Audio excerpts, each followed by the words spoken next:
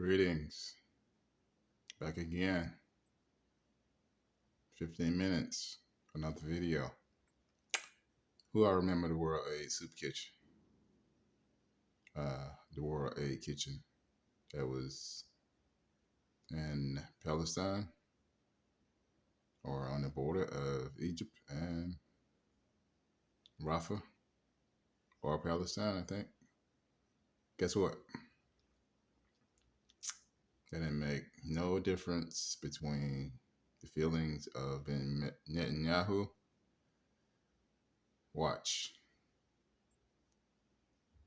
He said he was more with killing the aid workers, 8 of them. It was deliberately done. Okay? Watch. Cruel intentions, all right?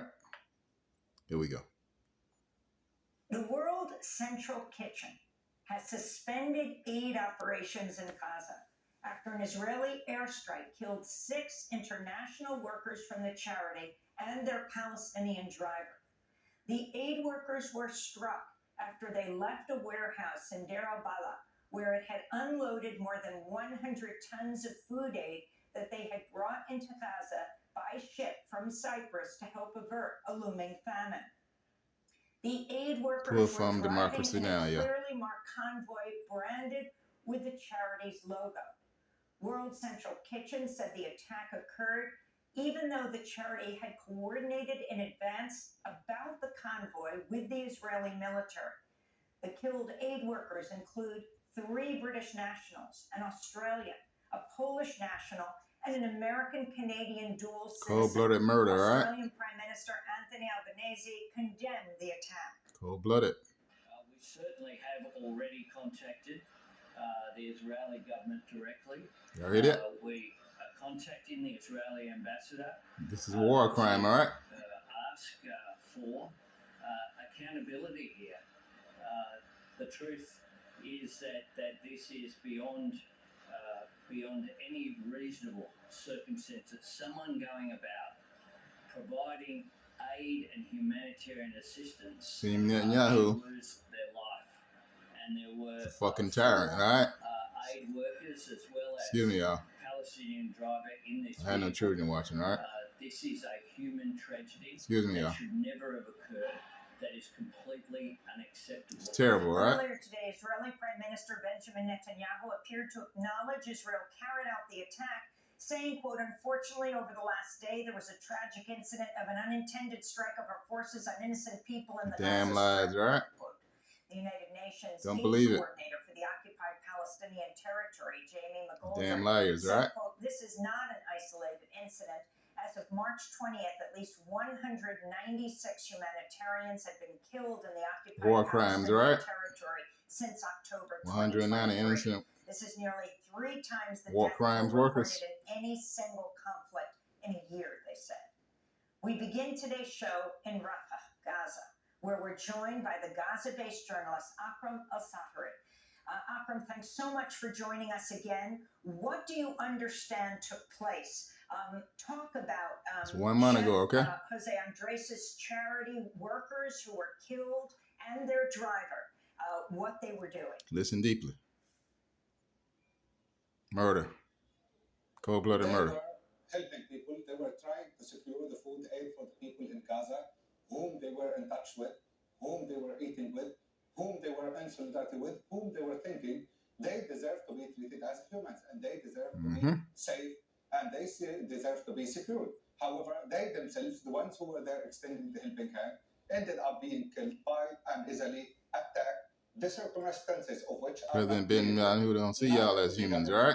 Of Israel that apparently ordered the attack. You see Palestinians as animals, right? As pigs. You don't give a damn, okay? At least foreigners there with them extending a helping hand and trying to secure a lifeline while their lives were taken by that Israeli attack.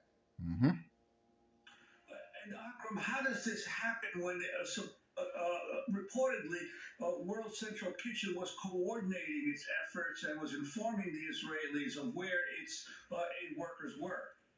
Listen to that. It's murder. Well, this is the fact that shocked everyone. It's a targeted attack. In fact, many other international workers also were affected by the ongoing bombardment. UNRWA made a specific statement about the number of UNRWA staff who were killed, which is around 166 UNRWA staff who were killed while they are on job, while they're moving from their places to their duty stations, and when they're back from their duty stations to their homes, or even when they're still conducting their job in their duty station, extending a helping hand to the people. The coordinates are very well clear for the targeted murder of innocent staff workers, humanitarian workers. Every single humanitarian aid worker that is extending a helping hand in Gaza, that is coordinating or helping or distributing food or doing anything, is already recognized by the Israeli army. Cold-blooded. Listen, the incident took place, and I think it's not me talking, all right? Of the Israeli government now to clarify, it's a damn murder, right? To provide justification, and not in the sense that justification. Lock his ass up, okay? But rather demystify the circumstances that led to that. Killing humanitarian worker, cold blood. It is not unprecedented event where many others lost their lives because of the way Israeli army has been. I'm not afraid of him. Population in Gaza and with the facilities that are supposed to be protected. As you have just said, the car was marked as a World Central Kitchen car. The staff who are there were already recognized. Can't say nothing about this man. He's a damn tyrant. That they are moving while the Israeli murderer. Their very movement, the coordinates of the warehouse that they were entering and leaving in Deir al-Balah is also well known for the Israelis. The place they were unloading the goods and the food items for the people of Gaza are also well known by the Israeli army. However, the incident took place, and I think it's upon the Israeli government to explain to the world and to the different countries, including Canada, USA, Poland, and also the Poland, and I think to UK. It's crazy. How this happened and why this happened. And has there been any improvement in the last week or two of the of supplies coming into Gaza to no improvement. Food and medical supplies? Well, the food and medical supplies are still like very scarce in the Gaza Strip. Yep. The different UN figures have been voicing their concern over the fact that Israel is limiting all the supplies that are entering Gaza. Even more, Israel is being selective about what enters Gaza and what doesn't enter Gaza.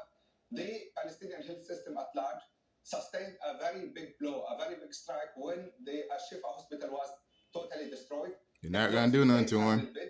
It lost 100 dialysis machines, and it also lost one. The U.S. continues to ship weapons. They're not going to do nothing. So the situation nobody. And it continues to get even worse. China's not going to do nothing. Australia not going to do nothing. Canada not going to do nothing. Egypt not going to do nothing. Not far away from us is Saudi Arabia not going to do nothing. The hospital is suffering because they're not going to strike on him. The murderer. For the international community, they have been calling okay. For war. They have been calling even for Israel to allow unhindered access of the medical supplies and food supplies to help the people. So here we go. A place for the people with dialysis that need dialysis machines, and those people need to have some nutritional need, and those needs are not met. And if the situation continues the way it is, even the urgent and immediate medical needs of those people are not going to be met. Thanks for watching, y'all. He's still in it all. I want to talk about this in the context Pull from the marker now. Looming famine. Amy Goodman. Hundreds of thousands of Palestinians pushed to the brink of famine right now. AP is reporting Cyprus, which has played a key role in trying to establish a sea route to bring food into the territory, said ships that recently arrived were turning back with some 240 tons of undelivered aid. Listen to that. That's a lot of stuff. The World Kitchen. It's illegal. Andres's food terrible. Was the first to get massive amount of food into Gaza, and now we see what has happened to them. I'm wondering, Akram, are you hungry? Is your family hungry?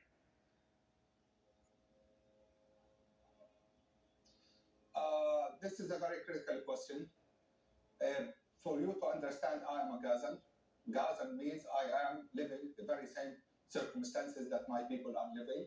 There we go. Sometimes it's Ramadan time, and sometimes we eat one meal a day.